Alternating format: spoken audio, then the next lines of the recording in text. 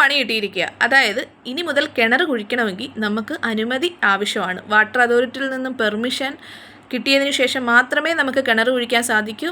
ഇനി പെർമിഷൻ എടുക്കാതെ കിണർ കുഴിച്ചാൽ എന്തൊക്കെ ഭവിഷ്യത്തുകളാണ്? ശിക്ഷയും അതുപോലെ തന്നെ ഫൈനും നമുക്ക് കൊടുക്കേണ്ടി വരും. അപ്പോൾ അപേക്ഷ നൽകി 90 ദിവസമായിട്ടും മറ്റ് കാര്യങ്ങളൊന്നും ഉണ്ടായിട്ടില്ലെങ്കിൽ നമുക്ക് അനുമതി ലഭിച്ചതായി കണക്കാക്കാമെന്നാണ് പുതിയ ജലനയ കരട് പ്രകാരം പറയുന്നത്. ഇതിൽ മറ്റ് ചില കാര്യങ്ങളുടെ കൂട്ടിച്ചേർക്കുന്നുണ്ട്.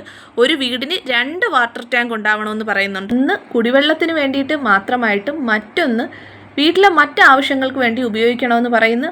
അതുപോലെ തന്നെ മഴവെള്ള സംഭരണത്തിന് ഏറ്റവും കൂടുതൽ പ്രാധാന്യം ഈ നിയമം കൊടുക്കുന്നുണ്ട്. എല്ലാ വീടുകളിലും അത് ഉറപ്പുവരുത്താനും പറയുന്നുണ്ട്.